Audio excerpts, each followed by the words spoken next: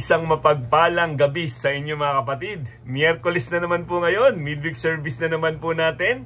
Tunay po na napakabuti ng ating Panginoon. Patuloy nating nararanasan ang biyaya at habag ng ating Panginoon. At ang kanyang katapatan na hindi niya tayo pinagkukulang sa lahat ng ating pangangailangan. Bagamat may mga karamdaman tayong nararanasan, mga pisikal na karamdaman, pero ang pangako ng Diyos na siyang magpapagaling ay patuloy nating mararanasan. So mga kapatid, tunay pong napakabuti ng ating Panginoon at lagi niya tayong inaalala sa panahon na ating pinagdadaanan. Kaya nga may mga salitang nahahayag sa panahon natin upang tayo ay magabayan sa ating pamumuhay bilang Kristiyano kung papaano tayo lalakad na nakalulugod sa kanyang harapan. At ngayon, kakain muli tayo ng salita ng Panginoon upang mapagpala naman ang ating kaluluwa sa pamamagitan ng salita ng ating Panginoon. Ang title po na ating pag-aaralan sa gabing ito, Pag-ibig at Pagkakaisa, Patotoo sa Mundo ng mga Kristiyano. Hallelujah! Napakaganda po ng title ng ating pag-aaralan. At makikita natin dito, sa John chapter 17, ito po'y panalangin ng ating Panginoon. Sige po mga kapatid, kung meron po kayong mga Biblia dyan sa inyong mga tahanan, pwede nyo po akong sabayan at basahin po natin ang salita ng Panginoon upang tayo'y mapagpala sa mensahe ng ating Diyos na makapangyarihan. Matatagpuan po natin ang salita ng Panginoon sa John 17, verse 17 to 23. Italaga mo sila sa pamamagitan ng katotohanan. Ang salita mo ang katotohanan. Kung paanong isinusugo mo ako sa sanlibutan, gayon din naman isinusugo ko sila sa sanlibutan. At alang-alang sa kanila, itinaraga ko sa iyo ang aking sarili, upang maitalaga rin sila sa pamamagitan ng katotohanan.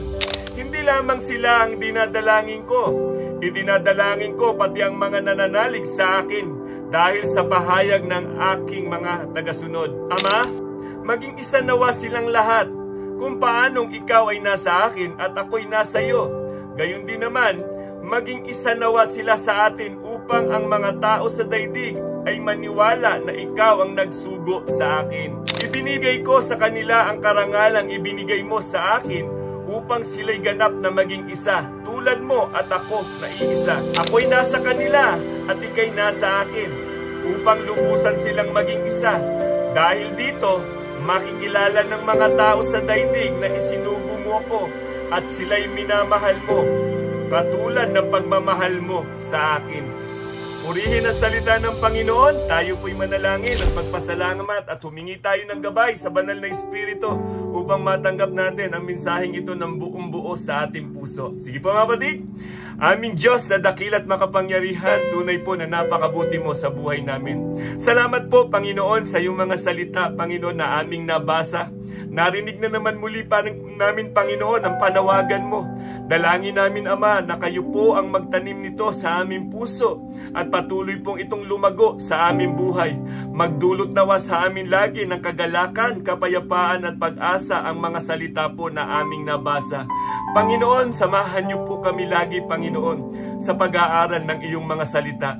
Gamitin niyo po ako bilang daluyan ng inyong mensahe at kayo po lagi ang makita at maparangalan namin, Panginoon, at mabigyan namin ng kaluwalhatian.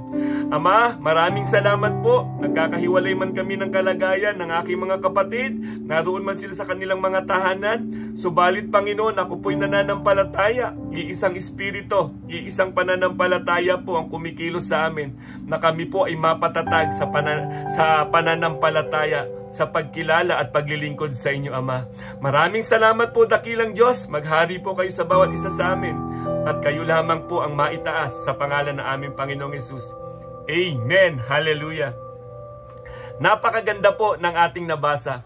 Ito po'y panalangin ng ating Panginoong Hesukristo bago po siya mamatay. Kung mababasa po natin ang kabuuang chapter nito, makikita natin kung paano manalangin ang Panginoon. Hallelujah. Alam niyo po ba mga kapatid, may nagsasabi po, kung tunay daw na kaibigan ang isang nagmamahal sa iyo, ito po'y walang sawa na ikaw ay pinapanalangin upang ikaw ay mapabanal. Ang ating Panginoong Hesukristo, 2,000 years ago, nanalangin na po siya. Ikaw at ako kasama na sa panalangin ng ating Panginoong Jesucristo. At ito po'y nabasa natin ngayon sa John chapter 17. Lumalabas dito yung puso niya, yung tunay na puso niya. Hindi lamang po sa kanyang sarili, kundi sa lahat ng mga alagad at sa mga susunod pa na magiging alagad ng ating Panginoong Jesucristo. At ako po'y naniniwala, ikaw at ako kapatid, kung sinasabi mong Kristiyano, napabilang na po tayo sa panalangin ng ating Panginoong Jesucristo. Kaya nga, nakakatuwa pong isipin na ang panalangin ito nagrerema sa buhay natin kung papaano dapat tayong mapanatag dahil mayroon tayong Diyos na nagmamalasakit sa panahon na ating kinalalagyan. Bago si Jesus ipako sa krus, siya ay nanalangin. Hindi lamang ito simpleng panalangin, kundi pagbubukas ng puso ni Jesus para sa kanyang mga alagad at para rin sa lahat ng susunod na mananampalataya. Ikaw at ako, kasama rito. Kung titignan natin ito, napakalalim ng panalangin ng ating Panginoong Jesucristo. At saan ito nag-uugat? Tunay na pag-ibig ng ating Panginoong Jesucristo. Kaya nga kung mapapansin natin sa John chapter 3 verse 16, gayon na lamang ang pag-ibig ng Diyos sa sanlibutan, kaya't ibinigay niya ang kanyang bugtong na anak, na ang sino mang sumampalataya ay hindi mapahama, kundi magkaroon ng buhay na walang hanggan. Kung tayo kaya, mga kapatid, ay malapit ng mamatay, ano kaya ang ating panalangin? Kakaiba ang ating Panginoong Jesucristo? Nagmalasakit pa rin siya. Alam niyang malapit na siyang mamatay. Ang panalangin niya para sa mga maiiwan, para sa kanyang mga apostol, na ang gusto niya mamuhay ng may kabanalan at maging isa kung paanong nagkakasundo ang banal na Espiritu, ang Ama at ang Anak. Yun ang nais ng ating Panginoong Jesucristo. So ano ang makikita natin sa panalangin ni Jesus? Ano ang laman ng panalangin niya? 3 bagay: pagpapabanal sa salita, pagkakaisa sa pag-ibig, at patutuo sa mundo. Ito ang nais ni Jesus na makita sa kanyang iglesia. Hallelujah! Sa panahon na ating kinalalagyan, kumusta ang bawat churches? Nagkakaisa ba? Pero tignan po natin, ang layunin talaga ng Panginoon na magkaroon ng pagkakaisa. Mamuhay ng may kabanalan at magmahalan ang bawat isa. So number 1 point po na makikita natin dito, mga kapatid, pagpapabanal sa salita. Maging banal sa pamamagitan ng salita ng Diyos. Kaya nga iniwan ang salita ng Diyos upang tayo ay bumabad sa kanyang mga salita. Kung binabaliwala natin ang salitang ito na sinasabi ng Panginoong Diyos, mahirap tayong mamuhay ng may kabanalan. Salita ng Diyos ang kailangan ng mga tunay na Kristiyano upang tayo'y makalakad na nakalulugod sa ating Diyos. So balikan po natin ang ating scripture readings sa gabing ito. John chapter 17 verse 17 to 19, ang sabi ng Panginoon, italaga mo sila sa pamamagitan ng katotohanan. Ang salita mo ang katotohanan. Kung paanong isinugo mo ako sa sanlibutan, gayon din naman isinusugo ko sila sa sanlibutan. At alang-alang sa kanila itinatalaga ko sa iyo ang aking sarili upang maitalaga rin sila sa pamamagitan ng katotohanan. Hallelujah! Mga kapatid, ang pagpapabanal ay hindi lamang tungkol sa pagiging mabait o reliyoso. Hallelujah! Ito ay paghihiwalay ng ating buhay para sa layunin ng Diyos. Kapag sinabi ni Jesus na pakabanalin tayo sa katotohanan, ibig sabihin gamitin natin ang kanyang salita bilang gabay at pamantayan ng ating buhay. Hallelujah! Kaya nga mahalaga sa mga tunay na Kristiyano, alam natin ang salita ng Diyos. Pinahahalagahan natin ang bawat gawain, ang bawat pag-attend natin sa Sunday service o ang araw ng pagsamba para hindi tayo maligaw sa kinatahak natin. Mahalaga po yan sa isang tunay na Kristiyano dahil dito napapaalalahanan tayo ng kanyang mga salita. Kapag ang isang Kristiyano ay hindi nakaugat sa salita ng Diyos, madali siyang madala ng sanlibutan. Hallelujah! Pero kapag punong-puno ka ng salita ng Diyos, dumaan man ang matinding pagsubok sa buhay mo, sa salita ka pa rin ng Diyos kukuha ng lakas dahil alam natin, ang salita ng Diyos ay tunay na mapapanghawakan at may kapangyarihan ito para payapain tayo. Pero kung araw-araw tayong nagpapakabanal sa pamamagitan ng pagbabasa, pagsasabuhay ng salita, nagiging matibay ang ating pananampalataya. Hallelujah! Katotohanan po yan, kapatid. Kaya nga, ang sino man daw na nakatanim sa salita ng Diyos o nakababad sa salita ng Diyos, dumaan man ang matinding bagyo, hindi siya basta-basta mapapatumba nito Dahil ang pundasyon, ang ugat nito, si Kristo sa buhay po natin mga kapatid. Tunay na may kapayapaan, tunay na may kagalakan kapag may Kristo ang isang tao sa buhay. Ngayon mga kapatid, ang tanong, nakikita ba sa ating buhay na ang salita ng Diyos ang nagdidikta sa ating desisyon at pagkilos? Hallelujah! Ikaw ang makakasagot diyan, kapatid. Nakikita ba? May ebidensya ba na talagang salita ng Diyos ang nagdidikta sa bawat desisyon natin? O mas malamang baka tayo ang nasusunod sa mga desisyon instead na ang salita ng Diyos ang dapat na sinusunod ng tunay na mga Kristiyano? Pag-ibig at pagkakaisa ang pinakamalakas na ebanghelyo na nakikita ng mundo sa buhay po natin. Kaya nga kung sinasabi natin Kristiyano tayo, unang-unang makikita dyan yung pagkakaisa, hallelujah, at yung pag-iibigan ng bawat isa sa atin. So nakikita natin mga kapatid, ang unang laman ng panalangin ng ating Panginoong Hesukristo, pagpapabanal sa salita, hallelujah. Kaya nga mahalaga ang salita ng Diyos mga kapatid. Pangalawa po mga kapatid, pagkakaisa sa pag-ibig. Maging kaisa tayo sa pag-ibig ni Kristo. Kaya nga sa ating iglesia dapat nakikita dito ang pag-iibigan. Pag-iibigan dahil noon pa man, mababasa natin sa Book of Acts, ang mga Kristiyano nakilala dahil sa pag-iibigan. Pagtutulungan, pagkakaisa, kaya sila nasabing Kristiyano. Sa panahon na ating kinalalagyan, huwag tayong huminto na mahalin ang ating kapwa. Ibigin kahit ang hindi karapat dapat ibigin. Mahalin pa rin dahil may banal na espiritu ang mga tunay na Kristiyano. Yan ang naguudyok sa atin upang manatili ang pag-ibig. Paggawa ng mabuti dahil may banal na espiritu ang mga tunay na Kristiyano. So, maging kaisa tayo sa pag-ibig ni Kristo gaya ng kanyang panalangin sa John chapter 17, verse 20 to 21. Hallelujah! Sabi dito, hindi lamang sila ang idinadalangin ko. Idinadalangin ko pati ang mga nananalig sa akin dahil sa pahayag ng aking mga tagasunod. Ama, maging isa nawa silang lahat kung paanong ikaw ay nasa akin at ako'y nasa iyo. Gayon din naman, maging isa nawa sila sa atin upang ang mga tao sa daigdig ay maniwala na ikaw ang nagsugo sa akin. Hallelujah! Mga kapatid, malinaw na ang nais ni Jesus ay pagkakaisa ng mga mananampalataya. Hallelujah! Hindi nagkakahiwalay, hindi nagkakasiraan. Nakakahiya kung sinasabi natin Kristiyano tayo, pero hindi tayo nagkakasundo o nagkakaisa. Ang pagkakaisa ay hindi ibig sabihin na pareho tayong lahat ng ugali, opinyon o paraan ng pananaw. Ang pagkakaisa ay iisang puso, iisang layunin, iisang espiritu sa ilalim ng Panginoong Hesukristo. Yan ang ibig sabihin ng pagkakaisa.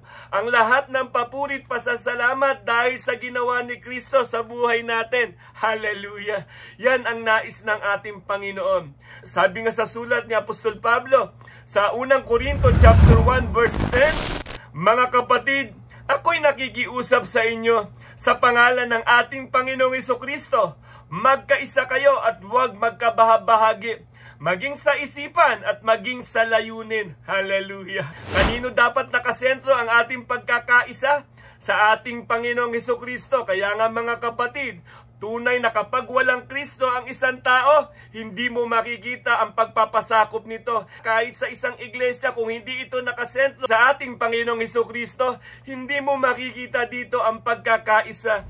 Kapag may hidwaan at alitan, humihina ang iglesia. Pero kapag may pag-ibig at pagpapatawaran, nagiging malakas ang ating samahan. Hallelujah! Unawa po sa bawat isa. Kaya nga, huwag nating ituring ang ating sarili na nakakahigit sa iba. Delikado po ang ganyang kalagayan. Kailangan lagi tayong magpakumbaba sa harapan ng ating Panginoon dahil ang Diyos ang ating Panginoon. Siya ang nagbigay ng magandang halimbawa sa atin. Bagamat Diyos, nagmisulan siyang makasalanan, nagpakumbaba para maabot tayo. Ganyan ang biyaya at habag ng Diyos na ipinaranas niya sa atin. So mga kapatid, ano kaya ang nakikita ng tao sa atin bilang iglesia? Pagkakawatak-watak ba? o tunay na pagkakaisa? Hallelujah! Magandang tanungin natin ang ating sarili, kapatid. Kapag nakikita ba ako sa loob ng iglesia, ano ang nakikita sa akin ng tao? Ano ang nakikita sa akin ng kapatiran? Pangatlo po, mga kapatid, patotoo sa mundo. Hallelujah! Tinawag tayo ng Diyos, nilangkapan tayo ng banal na Espiritu upang tayo ay maging patotoo o saksi ng ating Panginoong Hesukristo. Maging patotoo tayo sa mundo. Kung sinasabi natin Kristiyano tayo, wag nawa ang liwanag natin ay aandap-andap. Mas maganda po kasi, mga kapatid, sa liwanag na meron ka. Kapag nagsama-sama ang mga tunay na may liwanag, makakabuo ito ng napakalakas na liwanag at nakaka-impluensya ito doon sa mundong na naroon sa kadiliman. Kaya nga sa samahan ng mga tunay na Kristiyano, makikita mo talaga ang tunay na liwanag. Hindi mo maitatago yan. Hallelujah!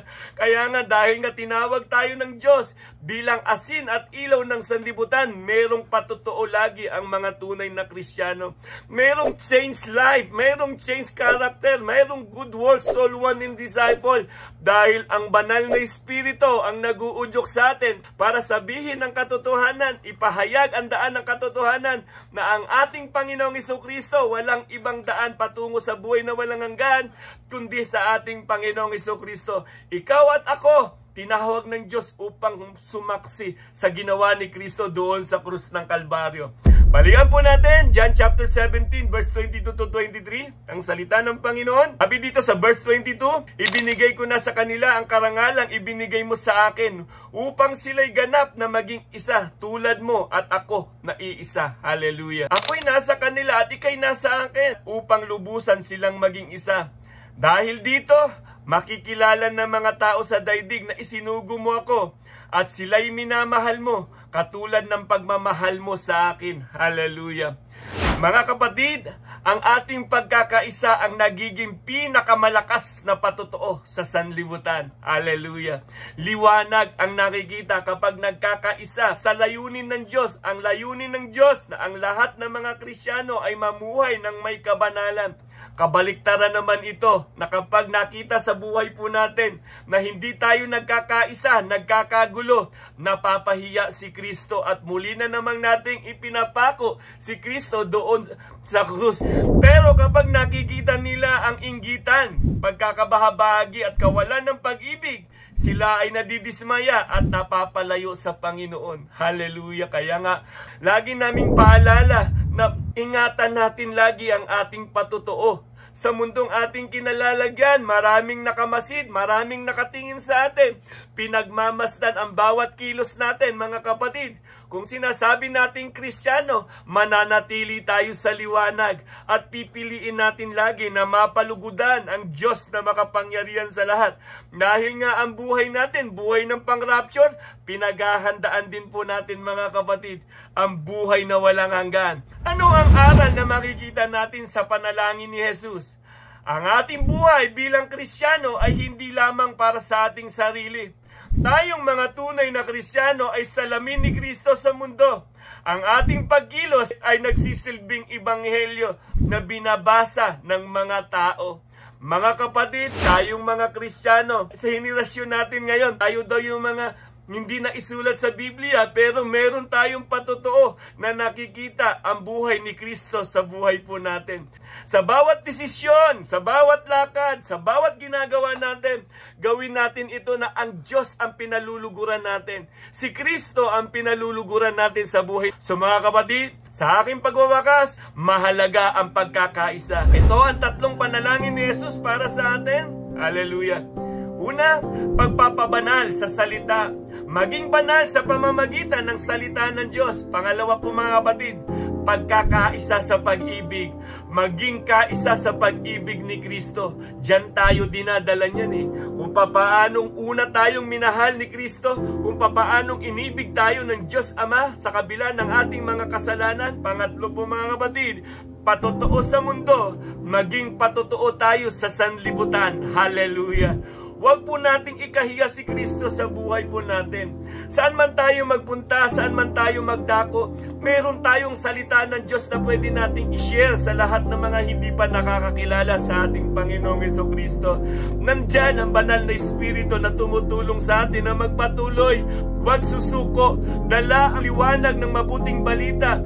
Yan ang puso ng mga tunay na Kristiyano, kung papaanong ang Panginoong Jesucristo ay nagmalasakit sa atin bago siya mamatay, bago siya umakyat sa langit. Ang panalangin niya ay magkaisa tayo sa pamumuhay ng may kabanalan sa pamamagitan ng ating Panginoong Jesucristo, dahil ang banal na Espiritu ang siyang kumikilos sa tunay na mga Kristiyano. Kung ito ang puso ni Jesus bago siya namatay sa krus, dapat din nating seryosohin ito sa ating buhay ngayon. Hallelujah! Alam nating hindi biro ang sakripisyong ginawa ng ating Panginoong Jesucristo. Sino ang nagbenepisyo? Ang lahat ng sumampalataya sa ating Panginoong Jesucristo. Kung kinilala natin, tinanggap natin si Kristo bilang Panginoon at tagapagligtas ng buhay natin, ikaw at ako kasama na sa panalangin ng ating Panginoong Jesucristo. So ang pagkakaisa, kailangan dito pag-ibig ni Kristo at unawa sa isa't isa. Walang ibang dahilan kung bakit tayo pinag-isa ni Kristo. Siya lamang ang dapat mapapurihan, maparangalan, mag-glorify siya, at ang liwanag na meron sa mga tunay na Kristiyano, walang iba kung hindi ang ating Panginoong Jesucristo lamang. So mga kapatid, sa aking panghuling talata sa salita ng Panginoon, Ephesians chapter 4 verse 3, pagsikapan ninyong mapanatili ang pagkakaisa na mula sa Espiritu sa pamamagitan ng pagbubuklod ng kapayapaan. Hallelujah!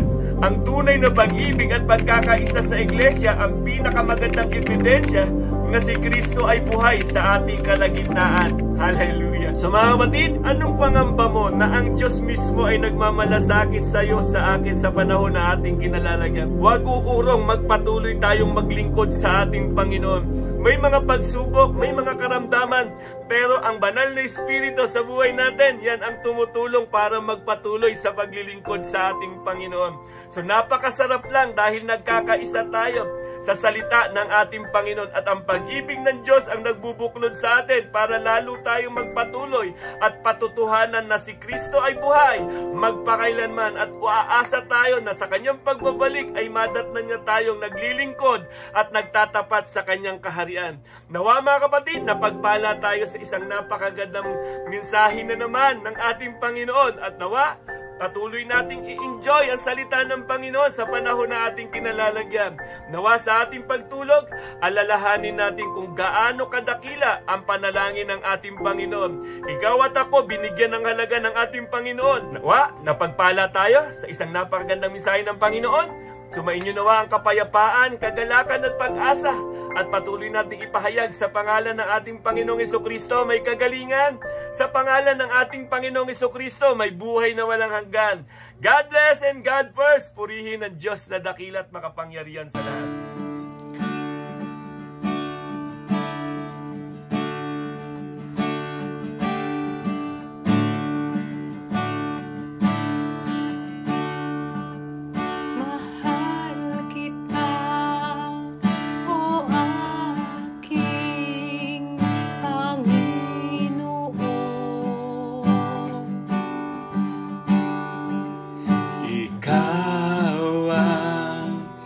Higit na kailangan ko,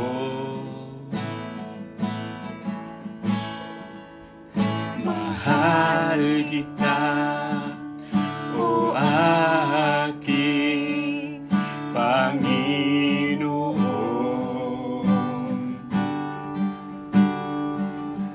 Ikaw ang higit na kailangan ko,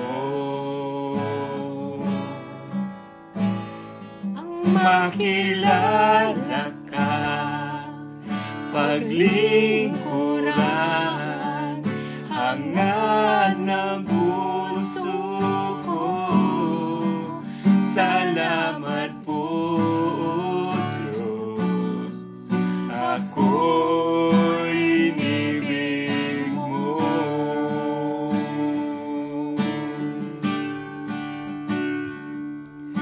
Mahal kita, o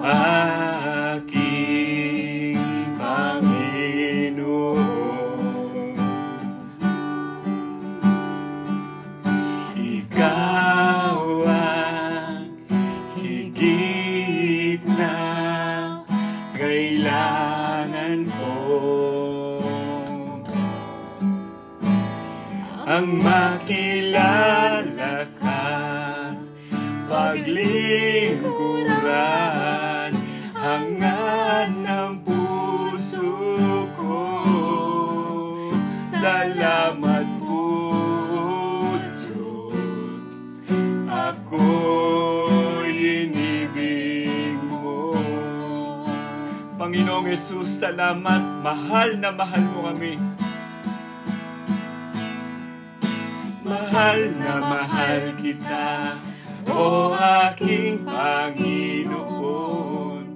Kaya't ako ay susunod, dahil mahal na mahal kita. Mahal na mahal kita, o aking Panginoon.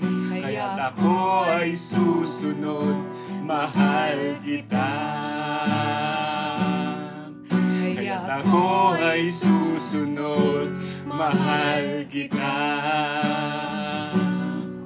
Kaya't ako ay susunod, mahal kita.